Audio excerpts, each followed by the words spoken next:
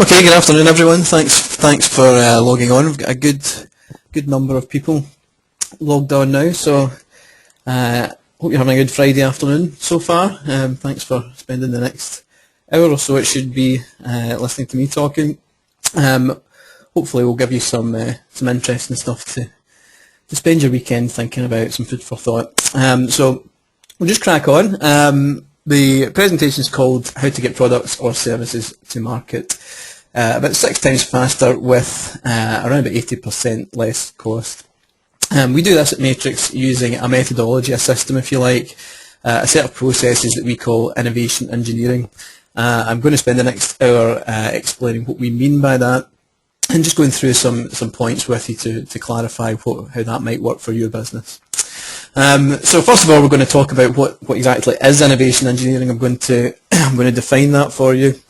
I'm going to address then why the businesses need innovation, first of all, and if they're doing innovation, why do they need to systematise it? Why is that a good idea? In terms of this methodology, I'm going to do some talking around about how the methodology actually works to give you some insights and hopefully give you some things that you might be able to take away just from this presentation to use in your business. I have a brief case study, just a couple of slides on a company that we worked with last year using this methodology. The reason I've picked this company is because tonight they find out whether they have won the Irish Times Innovation Award. So they will be at a black tie event at the Titanic Exhibition Centre finding that out. So I thought it was quite an interesting and timely one to use as a case study. Finally, I'll explain what companies get if they do a project with us, if they get us in to help them achieve some of these things. And last but not least, some things to look for inside your business so that you can recognise whether or not something like innovation engineering might be appropriate for your current challenges. So what is innovation engineering? Well, it's a practical set of methods, processes and structures that companies can apply to increase speed, as I've said, and decrease risk. These are the kind of typical numbers that you can expect, about 6 times faster and about 80% less risk with the creation and commercialisation of new business growth ideas. It's a methodology that has been developed by our partners, the Eureka Ranch in the USA. It's been developed over the last 20 years and a little bit more than that. It's an important point to make, I suppose, at this stage that we haven't created that. We've certainly been part of the research along the way at different periods, but this is not our methodology in so much as we license this in. That's good news because it means you can truly believe that this is the best that's out there, certainly the best that we've found. We're not 100% precious about it because we didn't create it, it's not our baby. So that said, if we found something better, we'd probably do that. So it really is, to date, the best, most effective and most proven of any methodology that we have found to tackle some of these issues. We have exclusive license to deliver this in Scotland. We're the only currently licensed practitioners in Europe. And finally, it works. We've got quite a number of projects under our belt. The guys in the States have got even more. It's been applied with SME-sized businesses. It's been applied with multi-billion-dollar global corporations. It really does work. And I'm just going to show you a few slides in terms of what I mean by it works. The stats are these. It's responsible approximately for around about £1.5 billion worth of new products and services across the globe. A recent survey showed that 18 products in every US home were actually created through this process. We research our clients, all of them, when we work with them, and 100% of them, every single one of them, has always said that they would recommend these processes and this methodology to other businesses. The collective self-reported value of our clients' projects, this is their numbers, not ours, is into the tens of millions of pounds, and that's just from projects that we've worked on in the last 3 years. So this is what we mean by this actually works. We've actually seen this work in that way. In terms of the effectiveness of the systems and process, it's endorsed by the National Institute of Standards and Technology in the US. For those of you who don't know who that is, these are the guys who decide on standards of measurement, so things like how big is an inch, how heavy is a kilogram. That's who endorses these set of processes. It's based solely on research. There is no opinion in here. You'll not find us coming into business saying our opinion is, so much as it's based on data. And it's based on data from research into two main areas: the factors which make products and services succeed or fail, and the second area is the factors that make business development teams, so innovation teams, if you like, in businesses, what makes those teams, what makes those people effective, or indeed what factors seem to be lacking when those teams are less effective. This research has been effectively a reverse engineering process. Initially, around about 4,000 real products and services were reverse engineered to isolate some of the key success factors, some of the things that seem to be present when products or services succeeded in the marketplace, or indeed therefore seem to be lacking when products or services seem to fail. So that was the initial piece of research. That was around about 20 years ago, and you can imagine that's been continuous over the last 20 years, so it's a pretty robust model now for success. When you add to that some of the more recent insights into researching 6,000 business development teams, innovation teams in business, and going through the same process, that reverse engineering process, to isolate some of the key success factors, what makes these teams effective or seem to be lacking when those teams fail, gives you some good insights into what makes for a good, solid innovation team in business. So when you combine these two pieces of research, understanding the key success factors of what makes products successful in the marketplace and what makes people successful at commercialising them, that's what pulls together into what we call an innovation system. This set of methodologies and processes called innovation engineering that we can apply to businesses and install in businesses. So why do businesses need innovation? And if so, why a system? Well, to answer some of these things, we tend to pose questions to people.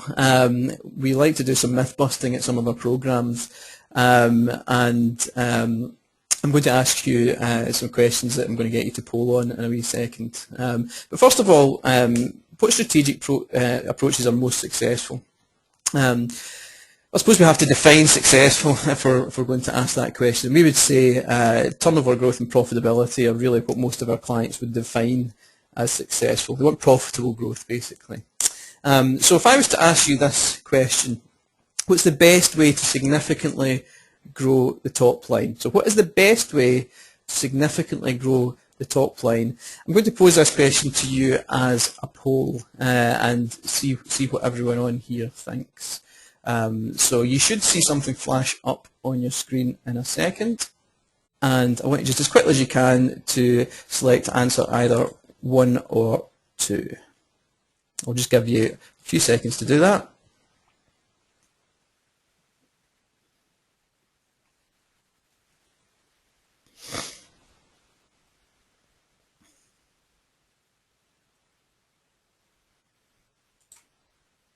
Okay. That's interesting, right? So I'm just going to share the results with you. It's exactly split down the middle. The whole audience is split down the middle, and we've quite a good number of people logged in, so that's quite interesting. But that's quite typical of what we might see. So 50% of you think it's increasing loyalty, and 50% of you think it's finding new customers. I didn't rig that, I promise you. That's quite odd to see it as perfectly split as that. So hopefully you're back seeing my screen again. I'll just make sure that you are. Yeah.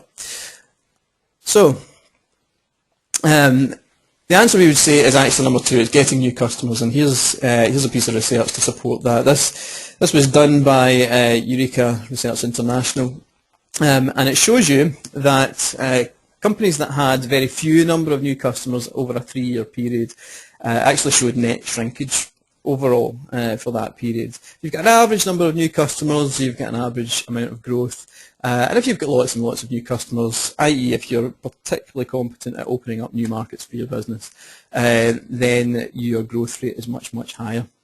Now that's quite typical that we would get that kind of split in answers from our clients, and actually loyalty sounds like a very attractive thing. And it is an attractive thing. It's also lower risk, and I think that's why people are attracted by that. We have the customers already. We're not having to spend more money to go and find them.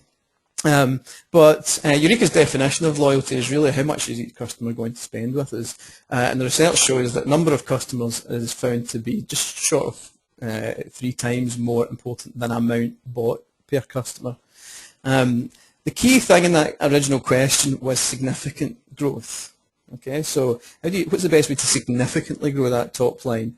And the reason that the other option is limited is because if you sell food or drink, or for most of us it's how much the customers spend, your customers can only eat or drink or spend so much. So if you want to grow the business, then well, rather you've got a share of people's stomach, you've got a share of their throat, and for most of us it's a share of pockets, a share of the budget that they have to spend on our products and services.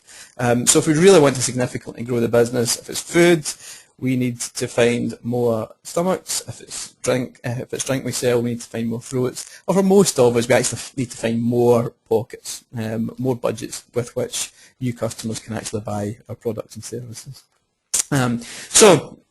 Another piece of research in the same vein that Eureka did pitched growth rate versus the number of new improved products and services in the last 3 years. So what this is really asking is, what are you selling today that you weren't selling 3 years ago, and what is your growth rate? So the amount of new stuff that you're selling is represented by the yellow bars, and your growth rate is represented by the green bars on here.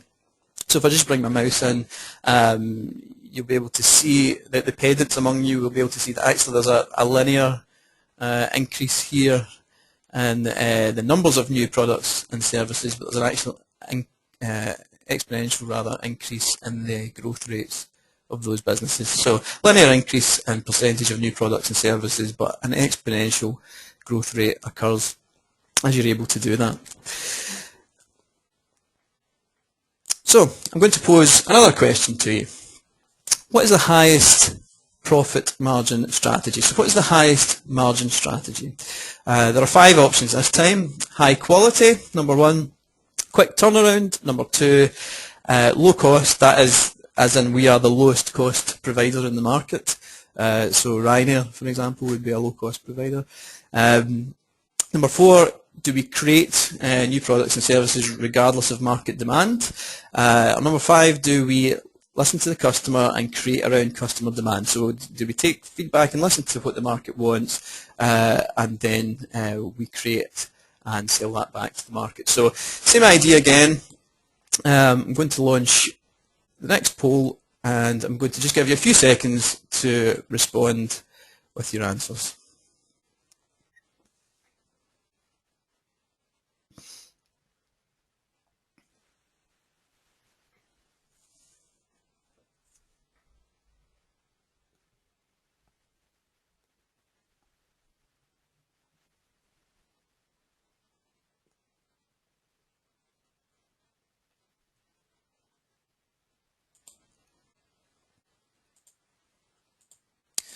Okay, thanks for that.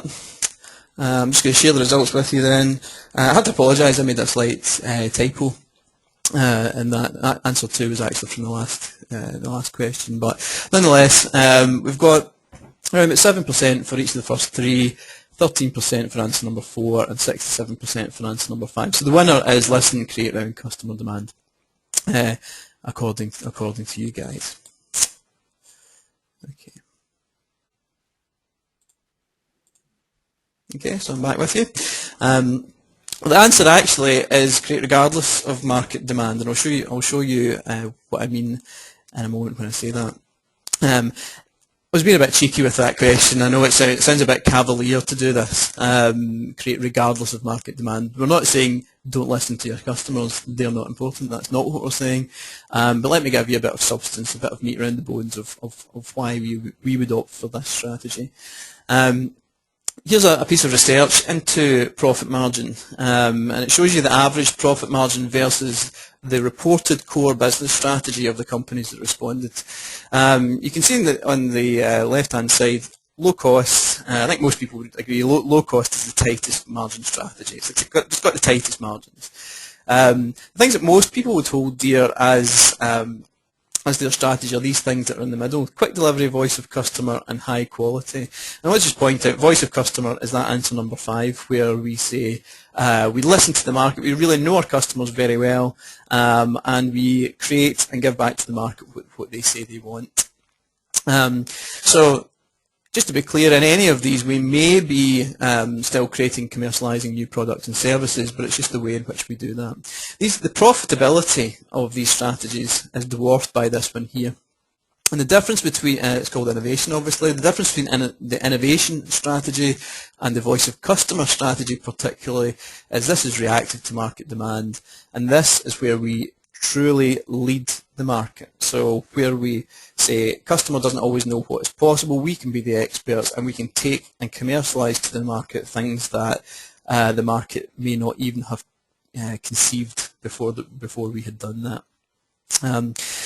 I just want to point out something that I should have pointed out at the beginning. I'm going to take some questions at the end. But you'll see in your control panel on the right-hand side that there is an area for you to submit comments and questions. So what I would suggest that you do is, as questions pop into your mind, that you just pop them into that area, and that will mean we have a bank of questions that I can deal with at the end. Okay, so if questions pop into your mind, just pop them into your control panel on the right, and I'll have a list of them, and I'll deal with them at the end of the presentation.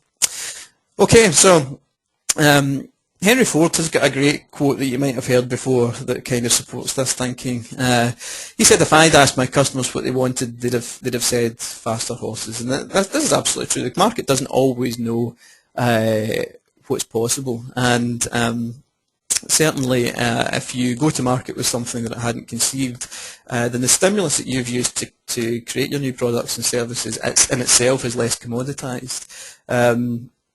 Your competitors also are able to listen to your customers. Everyone should be doing that. It's entry to the game, it's bare minimum. So if that is the only game in town that stimulates new products and services for your business, then by definition your new products and services are more likely to be more commoditized already, because your competitors will probably be already on the case. So our friend Doug Hall, who's the chief executive of Eureka in the US, has got a mantra. He says, if you're not unique, you better be cheap. And he's absolutely correct. There is an inescapable continuum in business between monopoly at one end and commodity at the other end. If you're at the monopoly end of the spectrum, you're the only people that have got this, and customers want it, and we know what monopolies can do. They can charge more money. If you're at the commodity end of the spectrum, your stuff is the same as everyone else's stuff, and it's not a stupid customer that doesn't know why they should spend more money on your stuff. It's absolutely the right thing for the customer to do, to be price sensitive, and that's exactly what happens if your products and services are at the commodity end of the spectrum. So when we engage with clients, the typical conversation that we tend to have initially is something a bit like this. Now they've got a point now and a point into the future. I've put 5 years on here. It could be 10 years, it could be 20 years. I think I would probably say 5's about average for the people we deal with. But that's dependent on the business and the situation. And they tend to say something like, well, Jamie, here's been our progress for the past X number of years, but going forward into this next period, here's what we want to do. They will say something like, well, actually, we've got some really big aspirations. We want to get up here. We want our growth rate to go up there. And actually, if you look at where they've been to date, if you extrapolate that out, you can probably suggest that if they do the same as they have been doing, if what we call normal incremental growth continues, and then actually where they're likely to arrive at is around about here. Because they're in business, they are striving for improvement. If they're good, they'll be getting better at sales, better at marketing, and all those kind of things. They'll be experiencing increased loyalty, hopefully, like we mentioned earlier, and they'll get some of that incremental growth that they've been experiencing up to this point. Or maybe they'll just do nothing, or maybe they have to run to stay still, but if their sales stay exactly the same over this period, then they'll end up here. So those are the three areas of interest, if you like. So in light of what I've said, if they continue with the same improvement efforts, they can probably expect to get here. So this gap here, this gap that's filled in by white, represents doing the same old stuff.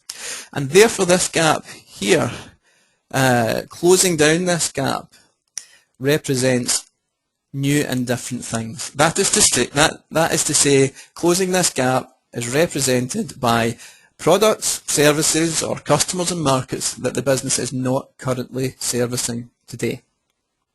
Okay, so products, services, customers and markets that the business is not currently servicing today, if they really want a chance to get to that more aspirational point 5 years into the future. Reminds me a bit of this quote from Einstein that you may have heard. Insanity is doing the same thing over and over again and expecting different results. But that's quite often what you see if I go back to that slide. People have got very, very big aspirations for the business, but they're going to do it by these incremental continuous improvement efforts, getting more of the same, more spend from existing customers, that type of thing. So the likelihood, the propensity of them arriving at these big growth objectives in that situation is reasonably limited. So, any of you who have ever done anything slightly academic in business will recognise this. This is the Ansoff graph, Ansoff matrix rather. It just shows us the 4 internal business strategies that we have to access, that we can access. It basically focuses on the fact that business is about selling products on this axis here. And we sell them to markets, which is represented by this axis here. And we have both existing or new products or existing or new markets. So these 4 areas where those 2 things interject actually have names. These are business strategies: market penetration, product development, market development, or unrelated diversification. Market penetration, for those of you who don't know, is basically taking the products that we've got to the markets that we've got. So it's selling more to who we've got already. This is the increased loyalty area, if you like, that we mentioned earlier. This is just trying to get more from what we've got out of the customers that we have got, or certainly the markets that we're currently residing in. Over here is the opposite of that. It's taking totally new products or services to totally new markets. That's called unrelated diversification. That's high risk because each time you cross over one of these lines, you're entering a new realm of risk because there's something you don't know. It's a new product. It's a new market. So of the 4, this is a particularly risky strategy, usually about 3 to 5% success rate. Over here, you're looking at about 80% success rate, but as we mentioned earlier, it's limited. Okay, the growth potential of that area is limited. So yes, it's low risk, it's increasing loyalty, but it's got limited growth potential because remember, the customers that you've already got can only eat or drink or spend so much money on the products and services that you have currently. So we tend to focus on this middle area. That's what we say innovation is. That's where the opportunity and the risk is extremely attractive. So there's an element of risk in terms of the newness. We're either taking new products to the existing market that we have and opening up new budgets that they might be able to spend on us, or we're keeping the product the same and adapting the product to potentially new markets, new geographies, new sectors who may also be interested in taking on the products that we've got. So riskier than penetration, you're looking about 50 to 60% success rate, but the opportunity is much, much higher than a strategy of penetration. So if innovation is the key to achieving the growth that companies desire and it's at the top of the agenda for governments and support agencies, you do see a lot of support for innovation, and that's probably because they understand some of the reasons that I've put to you already. Why don't more companies adopt an innovation strategy? I'm going to give you just a few seconds to fire some of your thoughts over to me about that. So if you just use the area on your control panel on the right hand side, the chat area if you like, just pop in some of your thoughts on why companies typically, and this is true, they typically don't adopt an innovation strategy. So why do you think that actually is? I'll just give you a few seconds to tap in your thoughts, please. Okay, here's some coming in. It's expensive. Expensive. They think it's expensive, yeah. potentially very risky, someone's saying.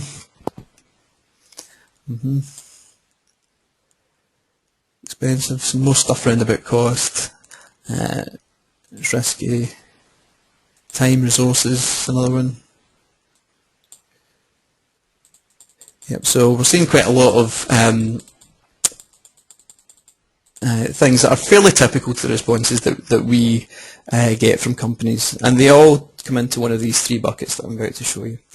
The perception is, by companies, that innovation costs a lot of time and resource, it's potentially very expensive, and because it costs time and money and there's no definite end result, it's therefore perceived as pretty risky.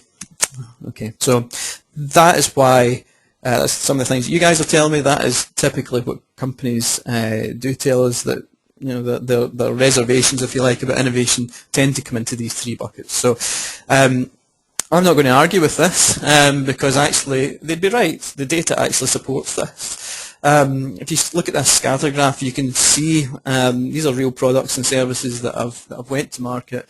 And if you look across the horizontal axis represents the level of uniqueness. So how innovative, how fundamentally different are these products versus the marketplace norm, versus what was already in the market. So the higher the number, the further to the right that you go along that graph, the more unique and different these products and services become. And on the vertical you see purchase intent. Okay, so this is fundamentally a measure of whether the product or service actually succeeded. How many people actually bought it, and what are people's intentions to buy it. So you'll see there's a fair spread, but fundamentally, the more to the right that we go on this graph, you get big wins up here and big losses. So you get very attractive products up here and very unattractive products down here. So it's a bit like gambling. The more innovative your products and services become, the more uncertain the outcome is going to be. So when companies and the people in companies perceive that something is going to take a lot of time or money and it's going to be risky, that does spark a lot of fear in the company.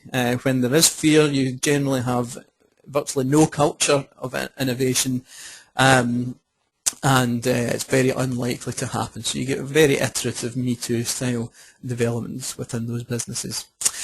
Human error is very high with new ideas. Humans are less than 10% successful at picking winning ideas. That's actually quite generous. It's usually around about between 3 and 5% successful. What I mean by that is, if I showed you a set of concepts in front of you and said which of these are having the highest likelihood of marketplace success, you would be about 5% successful at picking the winners in there. So humans are pretty bad at this because your views are tainted by your own preferences, not necessarily the market's preferences, and your own frame of reference will be very different depending on your experience.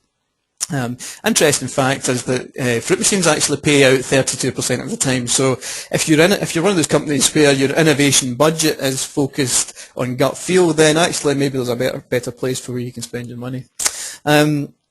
So what we want to do then, if we really want to get something out of this innovation stuff, we want to mitigate that downside. We want to try and grab some of the profits that are available up here, but to mitigate the downside of innovation, the risky area. So I asked at the beginning, I posed the question, or the question for this section, if you like, is why innovation, and if so, why a system? Well, why innovation? Because, as I've said, it's profitable. Innovation presents the highest margin opportunities. But why a system? Because, as I've shown you, it's also risky. So you can do it once or twice and get lucky. Maybe lucky is not the right word, but you can be successful a few times. But considering the risk with innovation, the more times that you try it, the more perilous situation becomes. So if you want a truly reliable and repeatable core strategy for your business of innovation, then the likelihood is you need a system, you need a methodology, an approach that is going to be much more reliable than gut feel. So how does this methodology work? The usual company systems approach. These are companies, if we go in, that have already tried to systematize innovation. You'll find that it looks something like this.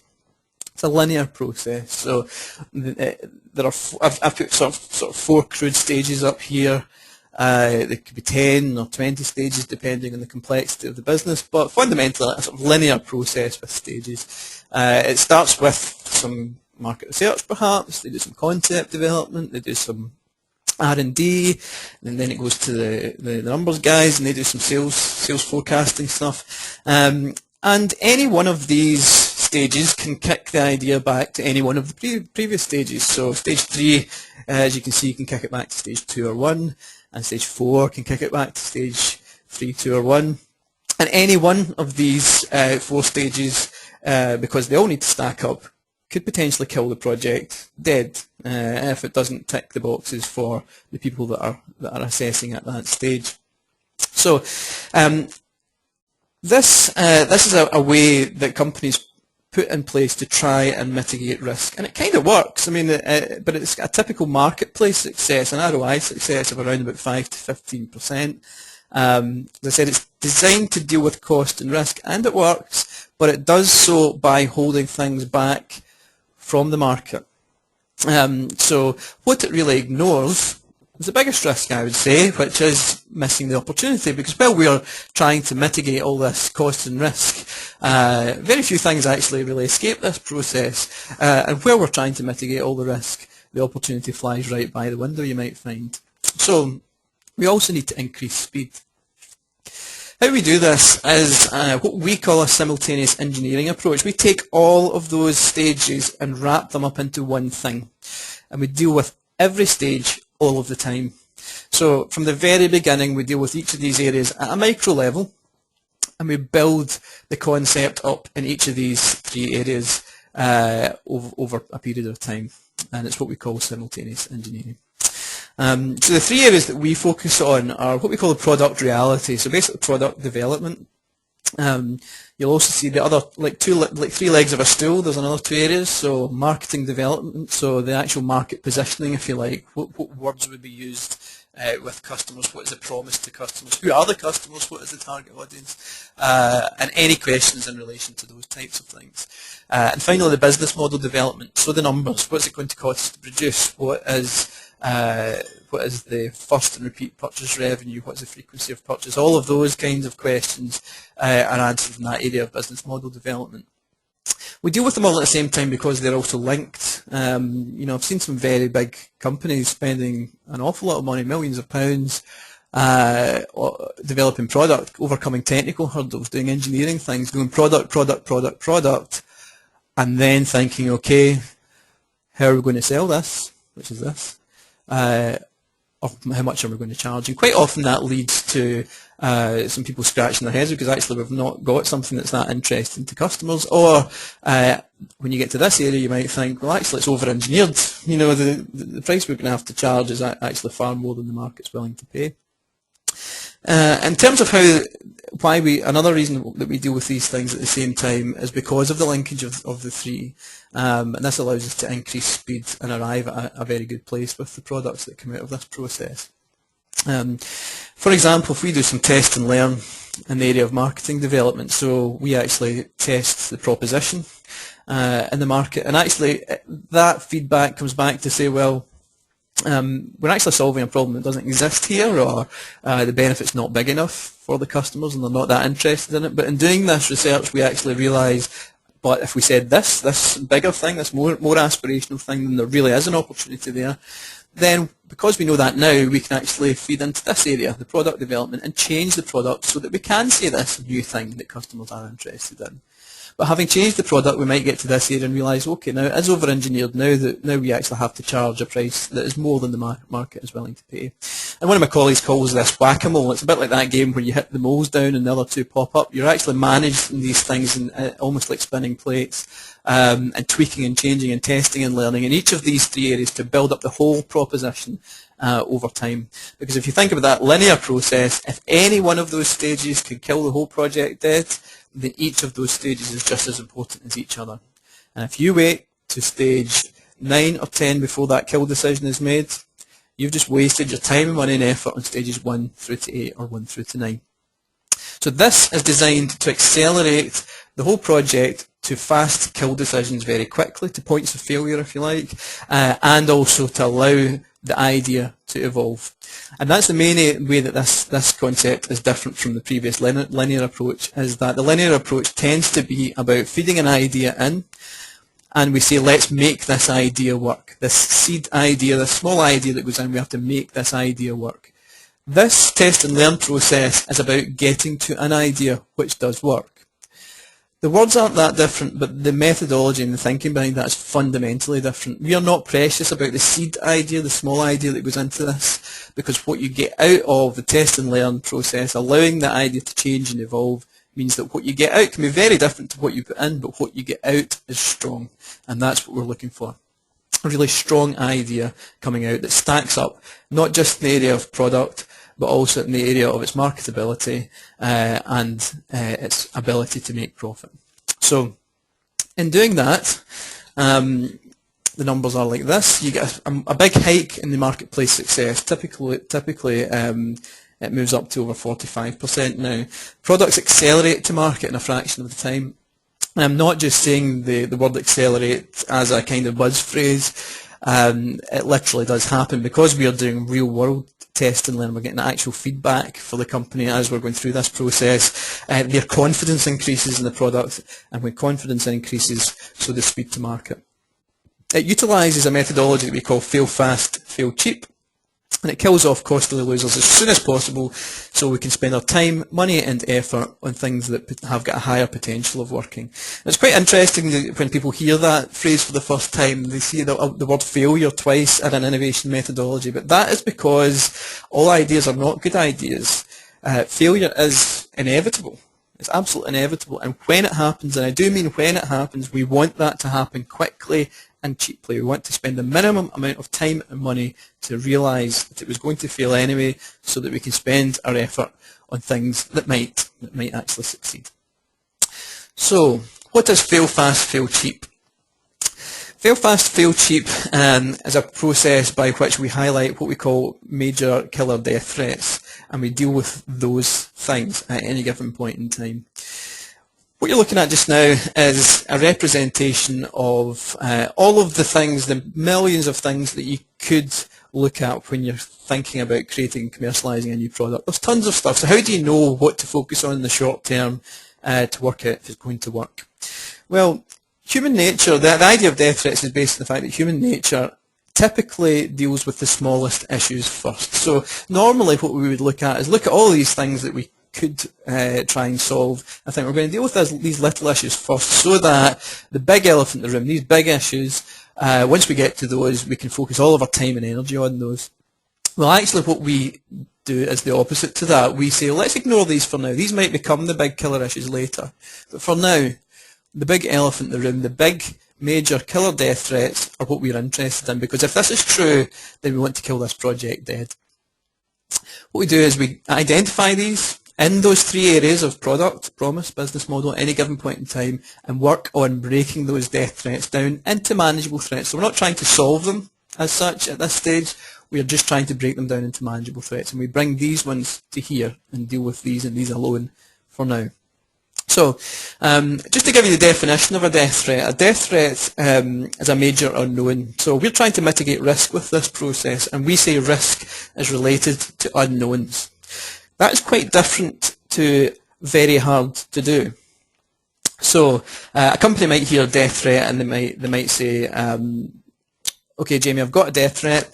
This product will take me 12 months and a team of 20 people, and that's very expensive, and that's a death threat. Well, actually, it's not a death threat, because if you know it's going to take a year and 20 people, then you can plan around that. It's either viable to do it or it isn't. That's not a death threat. A death threat is a major unknown, because that's where risk comes from. An unknown is where you say, Jamie, it could be a week, it could be a year, it could be one person, it could be 20 people. I just don't know. Provided at the bad end of that spectrum, the product or service would not be viable. That is a death threat, and that's what we want to spend short bursts trying to break down into a manageable threat. So you'll understand we're not trying at this early stage to get a pinpoint answer on here's exactly the amount of time and exactly the amount of people this is going to take in that example. We're just trying to go through a process where the company might come back and say, well, we've done a bit of research, and you know what, it's between a week and 3 weeks, and 5 and 7 people, either way we're okay with that. Now, we've not solved that issue, but we've now taken it off the death threat list and something else pops up. So that's how we do it. So the question we ask is, with no time and no budget, so we really keep it tight at this point because it's such an embryonic idea, we don't want to spend serious money on it yet. With no time and no budget, what can we do to validate our concerns? And the results that come back are one of 3 things, really. Yes, we should absolutely continue down the path that we were going down. This was unfounded, this death threat. Or, no, we should kill this project dead. We have found out something catastrophic. But most commonly, the answer that we get back is, yes, we should carry on, but with changes. And that's how we allow the idea to change and evolve over time to something that is strong. So the 3 stages that businesses really need are basically these. We need a system for creating as many ideas as possible. We don't want tons of ideas, though. We want the best ideas. We need a system, an informed way of thinking to pick the ideas with the highest probability of success. And finally, we need a system for getting ideas to market, launching them with the minimum amount of time and money and risk. So those are the 3 areas that businesses really want to target. So here's how our system targets that. And our system has 5 stages. I always feel like I have to give a health warning in advance of this slide because it's pretty complicated, but as I build it up, hopefully you'll be able to follow it. So there's 5 stages to this. There's ideas, define, discover, develop, and deliver. And it works like a pipeline. So if you're used to using a sales pipeline, this is a bit like that. At the idea stage, you'll find that the issue in business is that businesses have ideas, but those ideas exist in the minds of the employees usually. They can be whole ideas, parts of ideas. They could be well formed or not. They could be for processes or sales or markets or marketing ideas or services or products. It can be a whole range of different things. So what we typically do is an idea session where we use a set of informed create tools. And we apply those to do 2 things. We help the audience create new ideas, but it's also important that we capture these existing ideas. We capture them all in a uniform format so that we can compare like for like. And that way, when we apply our innovation efforts, whether it is, even if it's a process improvement, we can compare those sort of process improvement ideas to new marketing ideas, to new product ideas, because we have captured them all in a uniform way. And that's how we deal with the idea stage of the process. From that point on, we use what we call a set of communicate tools. We do an evaluation, we use a model that we have for success, and we help the company pick ideas, and they move into the define stage. So at the idea stage, ideas are just ideas on a card. You or I might read the idea and interpret it differently. The purpose of the define stage is to absolutely define the idea so that if you or I or anyone else read this idea, we would understand precisely what it is all about. So we ask some specific questions at this stage rather. We ask questions around about the customer, who is the target audience, and really specifically though, so not just what market or type of company might this be, but literally the individual within those companies that might be making the buying decision. What problems are we solving? What's the customer promise? Benefit messages, that type of thing. How can we prove or legitimise the offering? What is dramatically different versus the marketplace about our idea? And then those things become the customer concept in the discover phase. And the discover phase is the fail fast, fail cheap, 7-day cycle test and learn process that I spoke about before, the simultaneous engineering process. As well as the customer concept, now we bring in what we call the maths model, which is the business model area. We do a lot of analysis here to see if it stacks up. And that is when we start to look for killer death threats, major unknowns, and we do test and learn, and that starts to really start to define the idea in a much more specific way. That's the fail fast, fail cheap process. Some ideas will survive, some will be killed, and we'll go back to the define stage and bring a new one in. The ideas that survive move to develop, And if the discover stage is no time, no money, the develop stage is where we actually now can confidently put time and money against these ideas. So what you quite often find is that companies without any kind of process, there's a lot of very expensive people working with all of the ideas at this stage, but having an informed process and informed methodology to target some of these things means that the expensive people can actually focus at this stage. When they cross this barrier here, that's when real decisions about real time and real budget are made. But every idea that survives to this stage is of a very, very high quality indeed. Very high quality indeed. So the idea is that as soon as real time or budget is assigned to a new product or service idea, you have got a much higher chance of success already because it has survived the fail fast, fail cheap development process. So there are a number of, this is a bit more linear, this process, and there are a number of ways that you can tackle the develop stage. You can do lean product development, you can apply a stage gate process, design Six Sigma is another one. But what we prefer actually is just a continuation of fail fast, fail cheap, but unlocked a little with a little bit more time and a little bit more budget. And finally, once it survives that process, you launch the product. You deliver it to market, and overall you will experience an uplift in speed by about 6 times and a reduction in risk between 30 and 80%. To give you an idea of timescales, you can expect about a third of your time in the discover phase, so that can vary wildly depending on what type of business you're in, but let's say 30 to 90 days typically. And when we say no money, we really mean no money, so about 5% of the total budget is at this stage, and 95% of the total budget is at the developed stage with 2/3 of your time. Some of the other things that we might look at is the pipeline management of innovation. When you're trying to close down that gap that identified in your growth aspirations earlier, with innovative efforts, with ideas that are coming from your innovation process, it is not true to say that the total value of everything that is in your innovation pipeline is the best measure to use versus your growth projection. So if you need an extra, £3 million to come from your innovation efforts, and you get £3 million worth of ideas in the pipeline, then your likelihood of hitting your targets is still quite low, because all ideas are not successful. There is probability involved here, and we pipeline manage the innovation process to start to now factor in the probability of the ideas that are in the pipeline, so that we can have a normalised, if you like, a correct understanding of their true value at this stage, and that means that we can maximise the chance of hitting your growth targets from innovation, because when the reduced value of what's in the pipeline, when you factor in probability, when that number meets or exceeds your growth aspirations from innovation, then and only then are you really have got a high likelihood of success. So I'm going to give you some metrics now that you can use to measure concept value. These are some of the ways that we try and say, what is this worth to the business? So obviously you can look at number of potential customers. You can look at the strength of concept persuasion, and this is very important. When you actually look at the concept, if you like the promise to customers, a large number of our key success factors with new products and services actually point towards what you can credibly and truthfully say about that product to the market. So how strong is that proposition to the customers? Okay, is it very unique, very different? Does it deliver a very high quantifiable benefit to the customers? These are some of the questions that we might ask when we're trying to measure concept persuasion. The next thing, so that's how persuasive the concept is when customers buy it.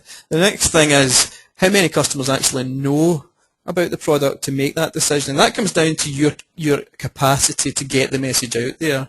Now this could be 100%. If your entire market consists of 4 people and they're only a phone call away, then that might be 100%. If it's a consumer product and for them all to know about it, it would have to be in the television in 40 countries, and you don't have the budget for that. Well, actually, then you have to start to think about just how much of the market can we actually reach and make the product known to. You quite often hear people saying things like, the market is this size, the global market for this product is X million, so if we just got 0.5% or 1% or 2% of that, then we would make this. Well, Actually, that's a pretty foolish way to look at things when you think about it, because we have to think about it in this way. What is your capacity to even make that, even if it is just 0.5%, what's your capacity to make that percentage of the market know about the product, and then what percentage of them actually buy? Concept persuasion. Some other things, first purchase revenue, repeat purchase revenue, the frequency of both of those, obviously the lifespan of the customer is a factor in how valuable the idea is. And the final thing we would say is your confidence in all of the above. When we start to look for death threats in relation to the business model area, we look at some of these metrics, and if we're just guessing, and the margin for error is pretty high, then you're probably looking at a death threat. Some things that you also might want to consider are strategic fit.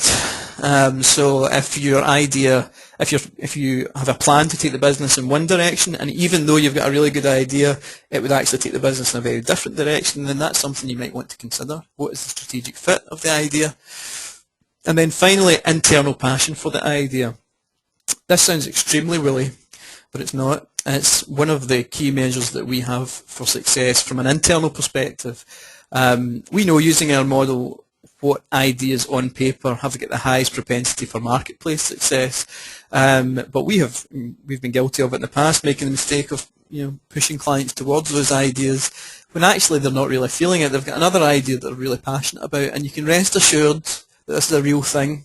If they weren't passionate about the idea that they chose, it will probably die pretty quickly. So we do want to measure just how excited, how passionate are the people inside the company for the idea, because that's the best internal metric for success that you can have.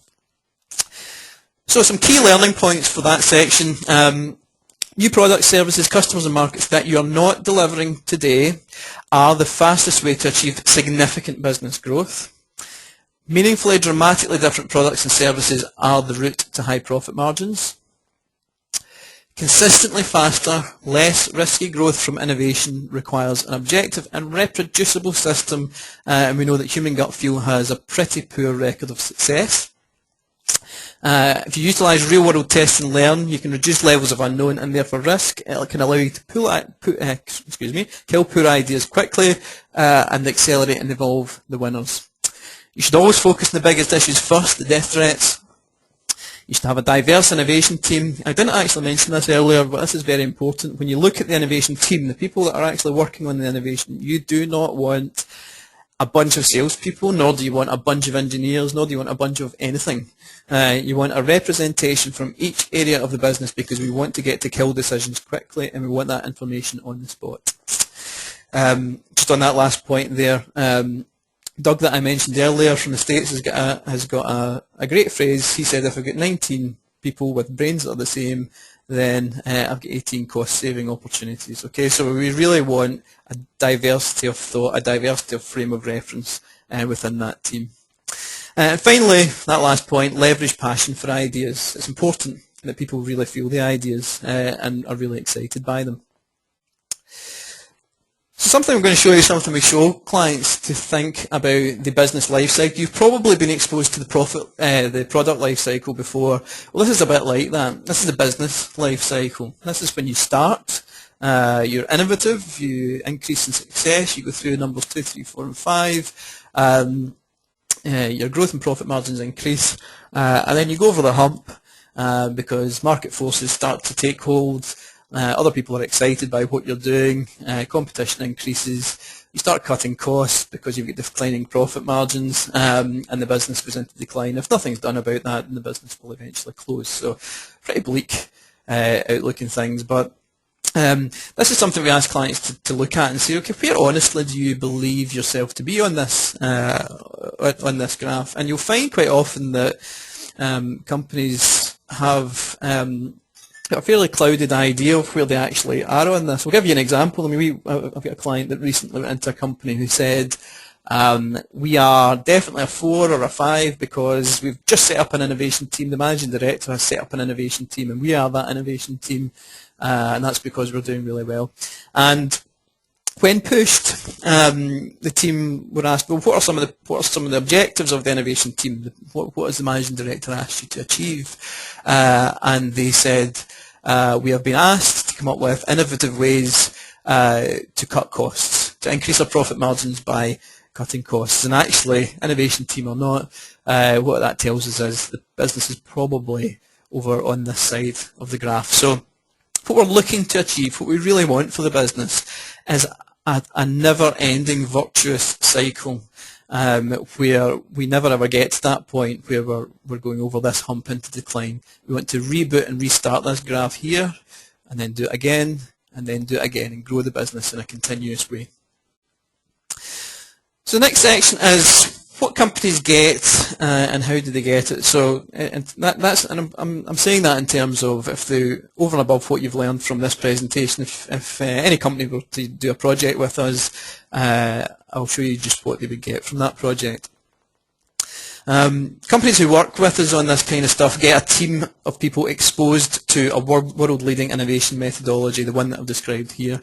They always get at least one idea out of the end of even a basic project being rapidly commercialised through this process. We really put our neck in the block, and we would say that. We say that we've yet to see a company that by the time we finished weren't working on something that we were confident was going to be commercialised. They get coaching for the project leaders to help drive action, coaching from us. They get usually around about 50 to 100, sometimes more, captured growth ideas, so a strong pipeline of ideas. They get a start of a cultural change within the business towards a more profitable mindset. I do say a start because cultural change can obviously take a long time. This is the start where you have an innovation team talking in this language, and eventually when you've got your entire culture has changed, it may even be in your induction. When people start the business, they learn the language of innovation. And finally, once we're long gone, you have the legacy left behind of a reliable and repeatable process, so you can do it yourself again and again and again. So how do you actually access some of this thinking? Well, obviously, you can contact us direct. That's the most common way. We can do innovation engineering projects. They can range from very basic projects to you might even just be idea generation to start with. We've got a product called Jumpstart that does one run through this. Basically, it includes coaching and getting one thing on its way to market. And right up to new things that are coming out of Eureka, like green belt training and black belt training, which you might be familiar with from some other business training that's out there. So some other means that some other platforms that we use this methodology on. We work with Scottish Enterprise on a couple of products. There's an innovation masterclass product, and they do innovation workshops. So if you are account manager by Scottish Enterprise, then this might be an option for how you might engage with this methodology. If you're on the island of Ireland, either in Northern Ireland or the Republic of Ireland, then Intertrade Ireland run a program called the Challenge Program. That's their flagship innovation program, and Matrix operate that, and we use this methodology on that program. Finally, I just want to show you a case study. Now, I think I mentioned to you earlier, the reason I've chosen fast engineering is because right now they're in a car driving to the Titanic Exhibition Centre, and there'll be a black tie event tonight run by the Irish Times to issue their Innovation Awards for 2013. And the product I'm about to show you, we created with them last year, and it is up for the Irish Times Innovation Award, so we're quite proud of them today. So that's why I've chosen this particular case study. Faster in the market for disaster relief and oil spill recovery. And when we started working with them, they had an idea floating around the business with a significant opportunity to showcase the product, but it was only a few months down the line. So we applied this approach, the innovation engineering process, which I think they would agree massively changed the product and fundamentally changed its market positioning. They showcased it to the UN. They took it to the UN and showed it to them. They got an excellent response, and since then, as I've said, they were actually shortlisted last year for an award for innovation in the whole global age relief sector. And they're currently shortlisted for the Irish Times Innovation Award 2013, and we'll find out tonight whether or not they've been successful, but they'll always be winners in my eyes. So let me just show you what they actually did. So what I'm showing you here is a water distribution system in this photograph. So you can imagine post a disaster, giving giving water to people that have been affected by that disaster is a really important thing that government and aid agencies are tasked with doing. What you're looking at is a set of plumbing in cement. It's put together with pipes and tools, and there's jerry cans there being filled, and people's hands are getting in the way. This is how this is done currently. As you can imagine, the parts, the tools, they all arrive in different trucks. It's hard to get the trucks there. Cement has to dry. That can even take days. So for something as crucial as this, it actually is quite a time-consuming thing. So that's the old way. Here is the new way. This is the fast way, if you like. Fast came up with this thing called the fast tap. It's a folding tap stand, and unlike the old way that you see there, this isn't a 3-day setup. This is pretty much a 3-minute setup. It's self-contained. It clicks together. There's no tools involved. Because of the way it works through nozzles and etc., it eliminates human contact with water, so it stops spread of disease. It's got a pouch underneath it that stops the ground getting soggy, which is also a cause of disease. You can set it up in 3 minutes. It's got no maintenance, so it's all corrosion resistant, etc., so it can last for a long time. And that bottom point you see on there means that it provides an 80% logistics saving. And probably the most interesting thing I think I found out working with these guys is that I think the figure was 80%. 80% of Oxfam's budget is spent on logistics. 80%. So not helping people, but logistics, getting the stuff there. So if these guys with this product can provide an 80% logistics savings, so that's in weight and volume, you can imagine that's of significant importance to aid relief agencies. So it's a great product, and that's what they've produced. They've now attached it to their fast tank and turned it into a whole water point system. So whole thing, including the water tank, can be clicked together and set up in 10 minutes. And that orange box you see on the left-hand side, everything sort of fits into there, and even the box gets used for something. So it's a really clever product. And this was, as I said, we applied this methodology to this product. Fundamentally, it arrived looking the way it looks just now, and they're talking about it in the way that they're talking about it now, because of the process that we put them through. And they managed to do that in a matter of months. It really was quite incredible. So what to look for in your business. So some things that you can spot in your business to decide whether or not this methodology would be something that might be useful to you. So maybe your company has one or more great ideas, but it needs help to accelerate them to market. Maybe your company actually doesn't have that problem. Maybe it has tons of ideas that float around forever, but nothing ever happens with them. Or commercialisation of ideas can be painfully slow. Takes up a huge amount of time by very expensive people. Or your company doesn't have ideas, but your sector demands innovation, but the company is bad at ideas. Or you might find that your ideas, while you have them, are always iterative, me too. The company tends to follow the market and react to consumer demand. Or we hear this phrase quite a lot, our company used to be innovative, but now it's fast approaching commodity and we're being squeezed on price.